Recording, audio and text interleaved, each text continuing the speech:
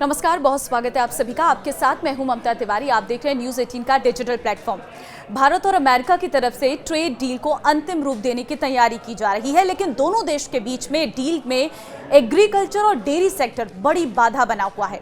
भारत ने इन दोनों सेक्टर को अमेरिका के लिए खोलने से साफ इनकार कर दिया है। इससे भारत को भारी नुकसान हो सकता है। भारत का डेयरी सेक्टर 1.4 अरब से अधिक लोगों की जरूरतों को पूरा करता है। इसके अलावा 8 करोड़ से अधिक लोगों को इससे डायरेक्ट और इनडायरेक्ट तरीके से रोजगार मिलता है। इसके अलावा दोनों देशों की डील में जो सबसे अधिक अड़ंगा है वो है नॉन वेज मिल्क। पिछले काफी समय से non veg milk social media और खबरों में छाया हुआ है। भारतीय लोग इसका नाम सुनकर ही चौंक जा रहे हैं। भारत और अमेरिका के बीच डील को लेकर क्या अपडेट चल रहा है, इससे जानने से पहले आपको यह भी जानना बहुत जरूरी है कि आखिर नॉनवेज मिल्क है क्या और भारत में इसे लागू करने से भारत को क्या आपत्ति है। साथ ही हम ये भी जानेंगे कि भारतीय बाजार को किस तरह प्रभावित कर सकता है ये। सबसे पहले नॉनवेज मिल्क क्या है। देखिए, भारत में हम गाय को एक पवित्र पशु मानते हैं। हमारी गाय आमतौर पर घास, भूसा, चोकर, खली यानी पूरी तरह से वनस्पति चारा खाती हैं। लेकिन अमेरिका और कई पश्चिमी देशों में ऐसा नहीं है। वहाँ डेयरी फार्मिंग एक बहुत बड़ी इंडस्ट्री है और गायों से अधिक दूध लेने के लिए उन्हें हाई प्रोटीन डाइट दी जाती है। और ये प्रोटीन कहाँ से आता है? कई बार तो ये प्रोटीन जानवरों के सोर्स से आता है। अमेरिका में गायों को जो चारा दिया जाता है उसमें जानवरों का मांस, हड्डियों का चूरा और यहाँ तक कि खून भी मिलाया जाता है।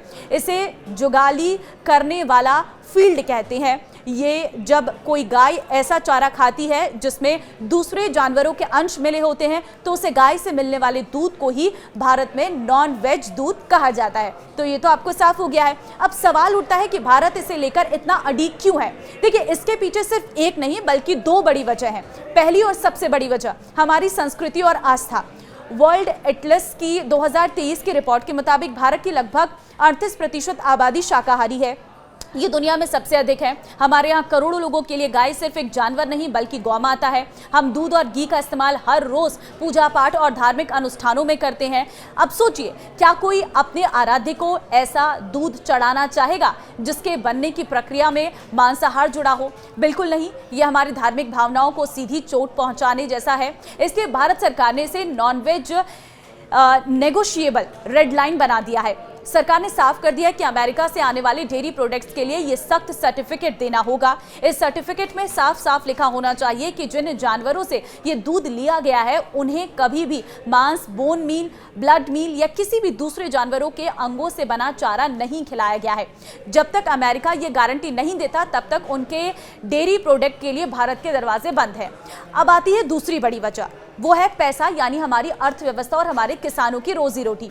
भारत दुनिया का सबसे बड़ा दूध उत्पादक देश है। हमारे देश में करोड़ों किसान परिवार डेयरी के काम से जुड़े हुए हैं। ये उनकी आय का मुख्य स्रोत है। अब सोचिए, अगर अमेरिका के सस्ते डेयरी प्रोडक्ट भारतीय बाजार में आ गए तो क्या होगा। State bank of India SBI की एक रिपोर्ट इस खतरे को साफ साफ बताती है। रिपोर्ट के मुताबिक अगर डेयरी सेक्टर को विदेशी कंपनियों के लिए खोल दिया गया तो भारत में दूध की कीमतें 15% तक गिर सकती है। इससे हमारे भारतीय डेयरी किसानों को सालाना 1,03,000 करोड़ रुपए का भारी नुकसान हो सकता है। 1 लाख करोड़ रुपए ये रकम इतनी बड़ी है कि हमारे पूरे ग्रामीण भारत की अर्थव्यवस्था को हिला सकती है। सरकार अपने करोड़ों किसानों को सड़क पर नहीं आने दे सकती। इसलिए सांस्कृतिक कारणों के साथ ये आर्थिक कारण भी एक रेड लाइन को और मजबूत बना देता है। भारत का देखिए, इस मामले में रुख एकदम साफ है। यहाँ की 38% आबादी क्योंकि शाकाहारी है। हिंदू धर्म में दूध, घी पूजा पाठ में इस्तेमाल होता है। ऐसे में इसके आयात को लेकर भारत की कुछ शर्तें हैं। वो ये कि अमेरिका साफ तौर पर साबित करे कि जिन गायों का दूध भारत भेजा जाएगा उन्हें कभी भी मांस या खून जैसे मांसाहारी चीजें नहीं खिलाई गई है। भारत के लिए ये धार्मिक और सांस्कृतिक कारणों से बेहद जरूरी है और ये भारत की रेड लाइन भी है, यानी इस पर कोई समझौता नहीं होगा। भारत के अंदर भी इसे लेकर सख्त नियम है।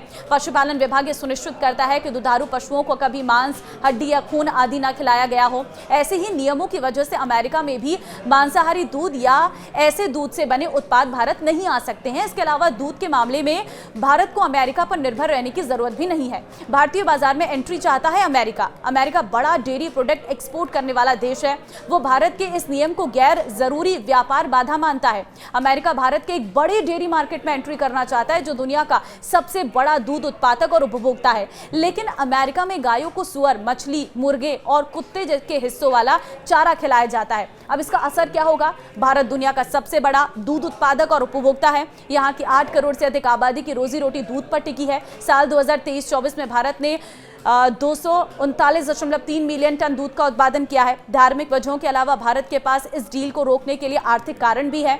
भारतीय स्टेट बैंक SBI की रिपोर्ट के अनुसार अगर अमेरिका को भारत में दूध बेचने की इजाजत दी गई तो भारत के छोटे पशुपालकों को हर साल 1 लाख करोड़ का नुकसान हो सकता है। अमेरिका के डेयरी फार्मर्स को भारी सब्सिडी मिलती है जिससे उनकी लागत कम होती है। ऐसे में अगर अमेरिका दूध भारत आया तो भारत में दूध की कीमतें करीब 15% तक गिर सकती हैं। इससे देश के किसान बुरी तरह से प्रभावित होंगे। अब भारत अमेरिका की ट्रेड डील का एंगल क्या है, इस पूरे मामले को समझने के साथ ही अब आपको भारत और अमेरिका के बीच का ट्रेड डील वाला एंगल भी समझाते हैं। भारत में गाय में देवता का वास और माता का दर्जा दिया जाता है। पूजा पाठ से लेकर बड़े कार्यक्रम तक दूध के बिना अधूरे हैं। ऐसे में आप सोच सकते हैं कि यदि अमेरिकी गायों के दूध की बिक्री भारतीय बाजार में की जाती है तो समस्या कितनी विकराल हो सकती है। अमेरिका की कोशिश है कि भारत अपना डेयरी मार्केट उसके लिए खोले, लेकिन भारत इसके लिए तैयार नहीं है और यही अमेरिका और भारत के बीच ट्रेड डील में पेच फंस रहा है। तो आपने इस रिपोर्ट के जरिए समझ लिया होगा कि आखिर पेच के पीछे की वजह क्या है। अब आप कमेंट्स में अपनी राय जरूर दें, इस वीडियो को शेयर करें ताकि लोगों को भी इस पेच के बारे में पता चल सके और नॉनवेज मिल्क क्या होता है वो ये भी जान सके।